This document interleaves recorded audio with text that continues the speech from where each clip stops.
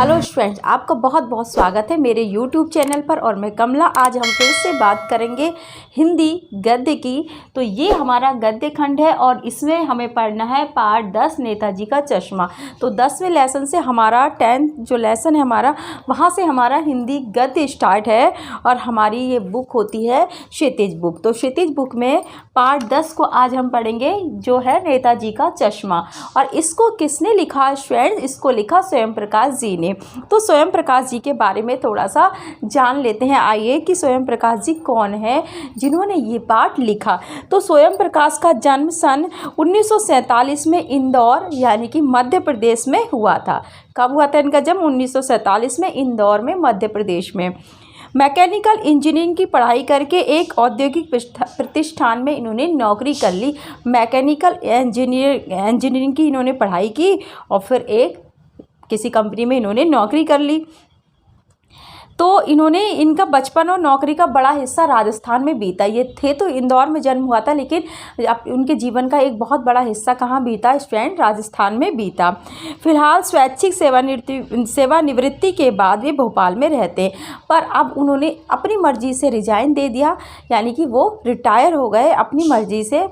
As से नहीं, अपनी मर्जी से उन्होंने जॉब छोड़ दी, अपनी रिटायर हो गए और उसके बाद वो भोपाल में रहते हैं और वसुधा पत्रिका के संपादन से जुड़े हुए हैं। चलिए, इनकी मुख्य रचना है सूरज कब निकलेगा, आएंगे अच्छे दिन भी, आदमी जात का आदमी, आदमी जात का आदमी, पूरी ये नाम है। और क्या है? संधान। ठीक है, इस तरह से इन्होंने अनेक रचनाएं लिखी। अब देखिए, हम बात करते हैं अपने पाठ की कि नेताजी का चश्मा जो पाठ उन्होंने लिखा, इस पाठ में क्या है। तो देखिए, लेखक कहते हैं कि जो चारों ओर से सीमाओं से घिरा हुआ होता है, केवल वही देश नहीं होता है ना। देखिए, मैं यहाँ पर आपको समझाती हूँ कि क्या, जैसे जो चारों ओर से क्या होता है, सीमाओं से घिरा हमारा देश कुछ कुछ इस तरह से है। तो हम ये देख लेते थे कि तो इस तरह से जब देश है हमारा, तो ये लेखक कहते हैं कि चारों ओर सीमाओं से घिरे भूभाग का नाम ही देश नहीं होता। केवल ये सीमाओं से घिरा है, इसी को हम देश नहीं कहते, बल्कि देश कैसे होता है? देश बनता है उसमें रहने वाले सभी नागरिकों से। ठीक है, देश किससे बनता है? उसमें रहने वाले सभी नागरिकों से क्या बनता है? देश बनता है। केवल एक जमीन के किसी टुकड़े का नाम ही देश नहीं है। किस किस से देश बनता है? देखिए, उसमें रहने वाले सभी नागरिकों से, नदियों से, पहाड़ों से, पेड़ पौधों से, वनस्पतियों से, पशु पक्षियों से, और इन सब से प्रेम करने तथा इनकी समृद्धि के लिए प्रयास करने का नाम ही देशभक्ति है। इन सब से, हमारे देश में जितनी मैंने अभी चीज़ें बताई, इन सब से अगर हम प्रेम करते हैं, और इसी देशभक्ति का नाम क्या है? देश है। ठीक है, देश ये होता है। देश, अगर हमारे अंदर देशभक्ति नहीं है तो हमारे लिए देश बेकार है, उसकी वैल्यू नहीं है हमारे लिए। सबसे प्रेम करने को उन्होंने क्या बताया? सच्ची देशभक्ति बताया। अब नेताजी का चश्मा कहानी कैप्टन चश्मे वाले के माध्यम से। ठीक है, अब नेताजी का चश्मा जो है, ये कहानी क्या है? एक कैप्टन है चश्मे वाला, उसको क्या कहते हैं? कैप्टन चश्मे वाले के माध्यम से देश के करोड़ों नागरिकों के योगदान को रेखांकित करती है। अब वो जो कैरेक्टर था है एक इस कहानी में, कैप्टन चश्मे वाला, उसके माध्यम से लेखक ने क्या दिखाने की कोशिश किया, क्या बताने की कोशिश की कि देश में कितने ही ऐसे लाखों लोग ऐसे हैं जिन्होंने देश को आज़ाद कराने में या देशभक्ति को कायम रखने में अपना योगदान दिया। ठीक है, जो इस देश के निर्माण में अपने अपने तरीके से सहयोग करते, वो सब क्या करते? कहीं ना कहीं अपने अपने तरीके से देश के निर्माण में सहयोग कर रहे हैं। कहानी यह भी कहती है कि बड़े ही नहीं, बच्चे भी इसमें शामिल हैं। और कहानी हमें ये भी बताती है, ये नेताजी का चश्मा जो कहानी बहुत ही इंटरेस्टिंग कहानी है स्टूडेंट, तो ये हमें ये भी बताती है कि केवल बड़े ही नहीं देशभक्ति दिखा सकते, बच्चे भी इसमें कम नहीं है। ठीक है, बच्चे भी इसमें शामिल है, वो भी देशभक्ति में किसी से बड़े से पीछे नहीं है, वो भी अपना योगदान देते हैं। तो चलिए शुरू कर लेते हैं आज नेताजी का चश्मा। तो नेताजी का चश्मा जो कहानी है वो क्या है? देखिए, कहाँ से शुरू होती है। हवलदार साहब को हर 15वें दिन कंपनी के काम के सिलसिले में उस कस्बे से गुजरना पड़ता था।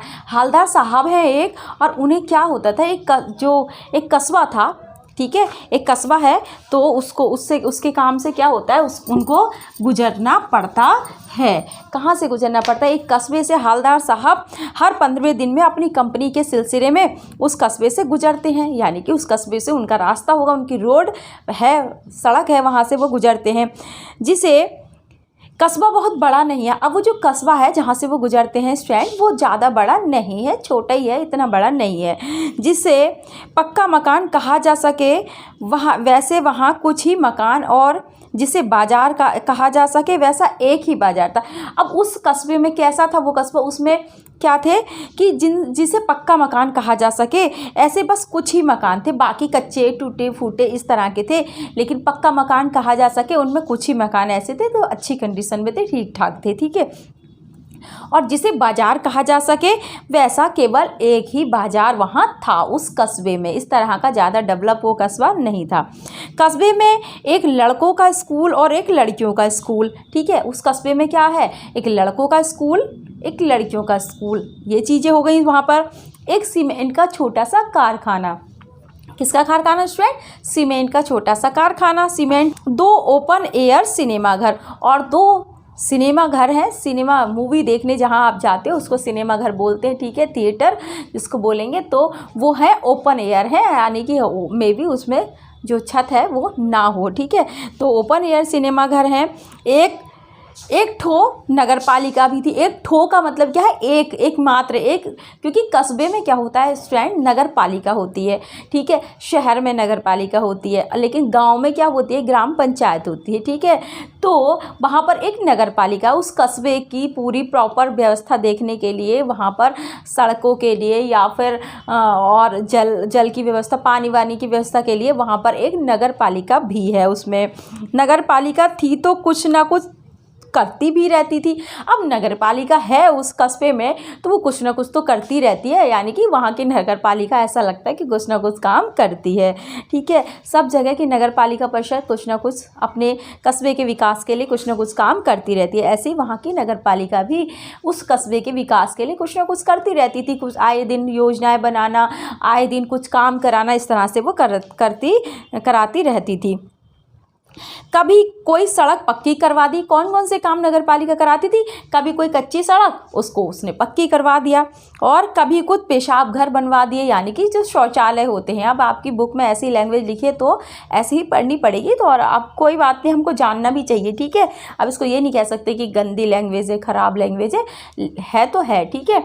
तो क्या कि वहाँ पर क्या करती थी वो कि कभी सड़क पक्की करवा दी, कभी पेशाब घर बनवा दिया अर्थात शौचालय बनवा दिए, टॉयलेट वगैरह बनवा दिए, जिससे कि नागरिकों को बाहर ना जाना पड़े। कभी उनको खुले में शौच जाना पड़ता तो वो सब बैन करने के लिए उनसे बचाने के लिए क्या करती थी वो अपने देखो कस्बे के विकास के लिए नगर पालिका काम कर रही थी। और कभी कबूतरों की छतरी बनवा दी, तो कभी कवि सम्मेलन करवा दिया। कभी कभी वो क्या करते, कबूतरों के लिए छतरी, कबूतर देखे ना, क्या होता था कि पहले के लोग कबूतर वगैरह पालने के बड़े शौकीन हुआ करते थे, अभी भी पालते हैं लोग गांव वगैरह में, तो वो अपनी छतों पे बैठा लेते, तो कभी वो क्या करते, कबूतरों के लिए छतरी बनवा देते थे, जिस जगह पे वहाँ पर कबूतर बैठ सकें, रह सकें, और उस तरह से वो उनको पाल सके। तो इतने काम नगर पालिका कर देती थी उनके संरक्षण के लिए कबूतरों के, ठीक है। तो कबूतरों को बचाने के लिए जैसे एक अभियान चलाते हैं उस तरह, उसके लिए ऐसे मान सकते हैं आप, ठीक है। अब उसके बाद देखिए, और कभी कभी कवि सम्मेलन भी नगर पालिका करवा देती थी। कवि सम्मेलन आप जानते हैं, ऐसे कवियों को बुलाया और उनसे कविताएं सुनी, तो वो कवि सम्मेलन इस तरह के मनोरंजक आयोजन भी जो नगर पालिका थी वो करवा दिया करती थी, ठीक है। इसी नगर पालिका के किसी उत्साही बोर्ड या प्रशासनिक अधिकारी ने एक बार शहर के मुख्य बाजार के मुख्य चौराहे पर नेताजी सुभाष चंद्र बोस की एक संगमरमर की प्रतिमा लगवा दी। अब हुआ क्या कि इसी बोर्ड, यानी कि किस बोर्ड की बात हो रही है, नगर पालिका बोर्ड की बात हो रही है, नगर पालिका परिषद की बात हो रही है।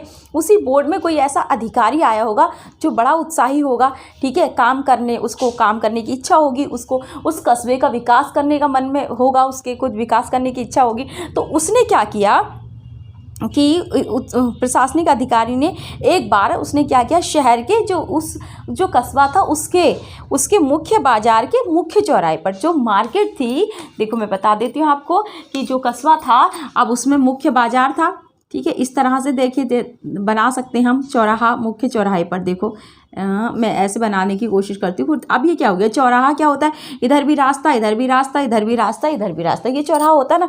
तो उसी अब इस साइड में ये क्या है, बाजार है, पूरा बाजार है। इस बाजार के मुख्य चौराहे पर है ना, बाजार के क्या लिखा कि बाजार, अब आपको कंफ्यूज नहीं होना है यहाँ पर बिल्कुल भी, क्योंकि यहाँ से क्वेश्चन पूछा जाता है।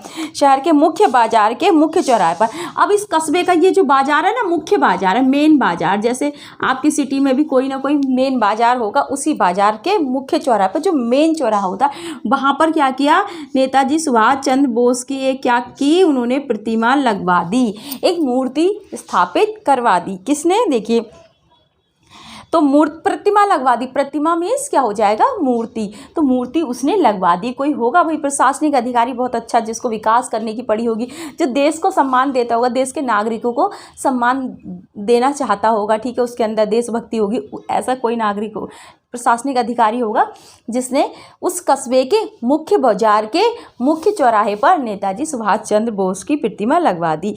यह कहानी उसी प्रतिमा के बारे में है। अब ये जो कहानी है जिसको हम ये पढ़ने वाले हैं, नेताजी का चश्मा, ये किसके बारे में है, इस प्रतिमा के बारे में है। अब आपको ये ध्यान रखना है, इस प्रतिमा के बारे में ये कहानी है, नेताजी का चश्मा, ठीक है, बल्कि उसके भी एक छोटे से हिस्से के बारे में। अब आप ये मत सोचिए कि इस पूरी प्रतिमा के बारे में है ना, बल्कि इसके भी एक छोटे से हिस्से के बारे में। कौन से हिस्से के बारे में, ये हो जाएगा, देखिए चश्मे के बारे में। किसके बारे में, इसका भी एक छोटा सा हिस्सा है और वो क्या है, चश्मा, ठीक है। अब थोड़ा सा टेढ़ा मेढ़ा बन गया, कोई बात नहीं, छोटा बड़ा लेंस बन गया, लेकिन आप समझ सकते हैं। केवल इस नेताजी सुभाष चंद्र बोस की जो क्या थी, चलो ऐसे ही समझ लीजिए, कोई बात नहीं, चश्मा यही है। तो अब ये जो पाठ है वो किसके बारे में है, जो मुख्य बाजार के मुख्य चौराहे पर जो नेताजी की प्रतिमा लगवाई थी किसी प्रशासनिक अधिकारी ने, उसकी उस मूर्ति के बारे में नहीं, बल्कि उस मूर्ति के एक छोटा सा हिस्सा है, कौन सा, चश्मा, उस चश्मे के बारे में ये कहानी है। अब आप समझ गए होंगे। तो पूरी बात तो अब पता नहीं, लेकिन लगता है कि देश के अच्छे मूर्तिकारों की इसकी जानकारी नहीं होने और अच्छी मूर्ति की लागत, अनुमान और उपलब्ध बजट से कहीं बहुत ज़्यादा होने के कारण काफ़ी समय ऊहा-पोह और चिट्ठी में बर्बाद हुआ होगा। अब देखिए क्या हुआ, देखिए यहाँ पे क्या है, लेखक लिखते हैं कि पूरी बात तो पता नहीं क्या हुआ होगा आखिर ऐसा, लेकिन ऐसा लगता है कि देश के अच्छे मूर्तिकारों की जानकारी लोगों को नहीं होगी। उस समय जिन्होंने ये मूर्ति बनाई उन्हें देश के अच्छे मूर्तिकारों की जानकारी नहीं होगी। और क्या नहीं होगा, और उन्हें इस मूर्ति में कितनी लागत लगेगी, यानी कि लागत क्या होता है, पैसा, कितना पैसा लगेगा। एक तो उनको क्या था, अच्छे मूर्ति बनाने वालों की जानकारी नहीं थी, दूसरी उनको क्या नहीं था कि उनको अच्छा वो कितना पैसा लगेगा एक अच्छी मूर्ति बनवाने में, ये उनको पता नहीं होगा, शायद ऐसा होगा, ठीक है। अनुमान और बजट, उपलब्ध बजट से कहीं ज़्यादा होने के कारण अब जो बजट था, अब जो नगर पालिका ने, ठीक है, नगर पालिका ने क्या किया, एक बजट बनाया होगा, क्या बनाया होगा, एक बजट बनाया होगा, सपोज कितने का, जैसे सपोज 25,000 का, कितना, 25,000 का उन्होंने क्या किया, एक अनुमान लगा लिया कि इतने में मूर्ति बन जाएगी, ठीक है। एक तो नगर पालिका वालों को ये नहीं पता था कि अच्छे मूर्तिकार कहाँ मिलेंगे, है ना। अगर उनको अच्छा मूर्तिकार मिल जाता, मूर्तिकार यानी कि मूर्ति बनाने वाला, तो स्टूडेंट क्या होता, तो वो अगर उससे मिल जाता, वो इन लोगों को बता देता भाई 25,000 में कोई मूर्ति, अच्छी मूर्ति नहीं बनेगी। एक तो ये कमी रही इनकी, एक तो उनको क्या था, अच्छे मूर्तिकार के बारे में पता नहीं था, दूसरा जो इनका बजट था, इन्होंने ये अनुमान लगा लिया था कि 25,000 बस हमारे इतने में मूर्ति हमारी बन जाएगी। लेकिन हुआ क्या, मूर्ति जो ये जब बनी तो ये लागत से कहीं अधिक थी, यानी कि इस जो इनका बजट था इससे कहीं अधिक ऊपर चली गई, यानी कि ज़्यादा खर्चा हो गया। लगभग 25,000 का था तो लगभग ऐसे मान लो 75,000, ऐसे मान लो, इतनी ज़्यादा इसकी लागत आई, ठीक है। अब ये हुआ इनके साथ, तो लागत अनुमान और उपलब्ध बजट से कहीं ज़्यादा होने, और एक समस्या और थी कि जो नगर पालिका ने 25,000 रुपये में कहा था कि 25,000 रुपये बजट है हमारा मूर्ति के लिए, आप इतने में मूर्ति लगा लो, ठीक है, ये इनका था। दूसरी बात, इन्होंने ये कहा था कि हमें क्या करना है, 1 महीने का समय हम तुम्हें दे रहे हैं, कितना, 1 मंथ का, ठीक है, मैं यहाँ पे लिख देती हूँ 1, ठीक है, मंथ, ठीक है, मंथ का समय हम आपको दे रहे हैं। तो क्या था, 1 महीने का समय हमारे पास है और कितना है, 25,000 रुपये हैं। तो अब आप इसमें मूर्ति लगा लीजिए। लेकिन नगर पालिका इतना बजट, मतलब कि इतना प्रस्ताव पास हुआ, नगर पालिका से इतना पैसा मिला और इतना समय मिला, लेकिन हुआ क्या कि नगर पालिका के जो अधिकारी थे, जो भी थे, जो मूर्ति लगवा रहे थे, उनको एक तो अच्छे देश के जो अच्छे मूर्ति बनाने वाले हैं उनकी जानकारी नहीं थी, ठीक है। दूसरी बात क्या हुआ, जब इन्होंने मूर्ति बनाना स्टार्ट किया तो मूर्ति में जो खर्चा आया वो इससे कहीं गुना ज़्यादा आ गया, लागत उसमें इतनी ज़्यादा आ गई। दूसरी बात क्या हुआ कि दूसरी बात उनको 1 महीने में देनी थी, इसलिए उन्होंने जल्दीबाजी में काम किया, क्योंकि 25,000 में एक तो पैसा कम हो गया, ऊपर से समय भी कम हो गया। ये 2 रीज़न थे। और तीसरा रीज़न क्या था कि अच्छा मूर्ति बनाने वाले का उनको पता नहीं था। तो ये 3 रीज़न थे। हो सकता है, लेखक कह रहे हो सकता है ये बात हो, ऐसा लेखक ने आइडिया लगाया, अंदाज़ा लगाया, लेकिन एक्चुअल बात तो उन्हें भी नहीं पता थी ना। उन्होंने कहा कि पूरी बात तो मुझे भी नहीं पता, अब भी समझ में नहीं आती है ना। तो ये हुआ होगा। और फिर क्या होगा कि वह अनुमान और उपलब्ध बजट से कहीं बहुत ज़्यादा होने के कारण काफ़ी समय उहापोह और चिट्ठी पत्री में बर्बाद हुआ होगा।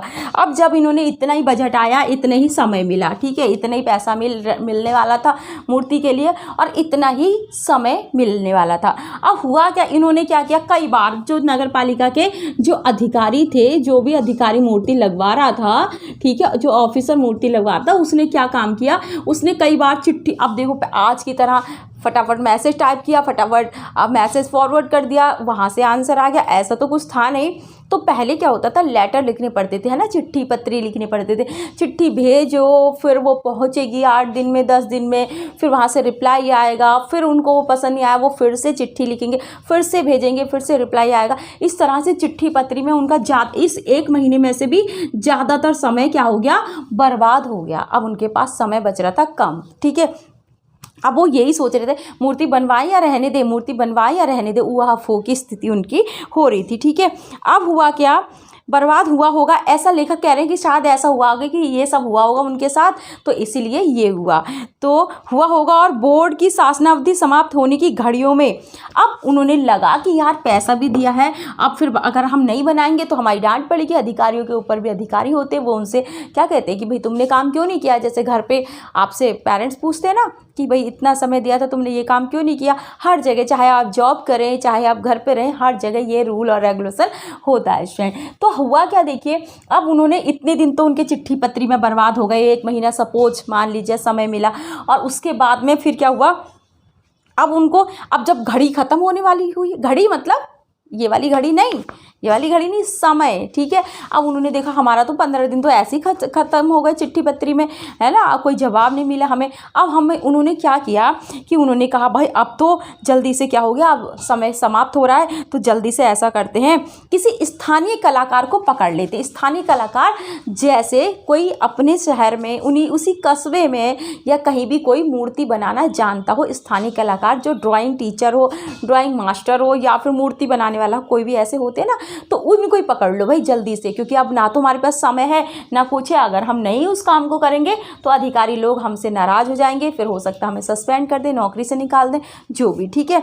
इस तरह से भाई वो क्या हुआ, उहापोह और चिट्ठी पत्री में बर्बाद हुआ होगा। अब बोर्ड की शासनावधि क्या कहते हैं, शासन के द्वारा दिया गया समय, उसे समाप्त होने की घड़ियों में किसी स्थानीय कलाकार को ही अवसर देने का निर्णय लिया गया होगा। ऐसा लगता है कि ये नगर पालिका के जो अधिकारी थे, जो मूर्ति बनाना चाहते हैं, ये सारी कंडीशन उनके साथ हुई। उन्होंने सोचा कि चलो अब ऐसा करते हैं, ये जो कस्बा था ना, इस कस्बे के किसी स्थानीय कलाकार को भी, ठीक है, किसी स्थानीय कलाकार को, जैसे हमारे यहाँ हमारे स्कूल में भी क्या है, बहुत सारे ड्राइंग टीचर हैं वो है ना, और आप देखते हैं समर कैंप वगैरह होते हैं तो आपको वो मूर्ति वगैरह बनाना भी सिखाते। ऐसे ही किसी स्थानीय कलाकार को उन्होंने सोचा चलो पकड़ते हैं और इनसे ही मूर्ति बनवा लेते हैं। अच्छी मूर्तिकार की तलाश उन्होंने नहीं की, ना उनके पास उस मूर्तिकार को देने के लिए इतना पैसा था, ना वो मूर्तिकार जो महंगी मूर्ति बनाता है ना उसके लिए इतना बजट था, और ना ही उनके पास इतना समय था, क्योंकि भाई अच्छी मूर्ति बनवाओगे तो सब कुछ अच्छा ही चाहिए, तो पैसा भी उतना ही चाहिए, ठीक है। इसलिए उन्होंने क्या किया, चलो किसी स्थानीय कलाकार को ही मूर्ति बनाने का अवसर दिया गया होगा, ऐसा लेखक सोच रहे हैं। और अंत में कस्बे के इकलौते हाई स्कूल के इकलौते ड्राइंग मास्टर मान लीजिए मोतीलाल जी को यह काम सौंप दिया गया होगा। अब लेखक कहते हैं कि ऐसा हुआ होगा शायद कि कस्बे के किसी ड्राइंग एकमात्र स्कूल, मैंने बताया ना एक लड़कियों का स्कूल था एक लड़कों का स्कूल था, तो ऐसे ही कस्बे के किसी एकमात्र स्कूल, जो एकमात्र स्कूल था उसी के जो अकेले ड्राइंग मास्टर थे वहाँ पे, भाई एक स्कूल है तो ड्राइंग मास्टर भी एक ही होगा ना, तो उस इकलौते ड्राइंग मास्टर को उन्होंने पकड़ा और उससे मूर्ति बनवाने की कोशिश की होगी। तो फ्रेंड आज के लिए इतना ही, नेक्स्ट वीडियो में देखते हैं मूर्ति कैसी बनी, कौन था, क्या था, किसने बनाया, आखिर क्या मूर्ति की कहानी है, तो इसको नेक्स्ट वीडियो में पढ़ते हैं। तब तक के लिए आप इस वीडियो को देखिए, कहानी को पढ़िए और फिर नेक्स्ट वीडियो में फिर मिलते हैं। Thank you.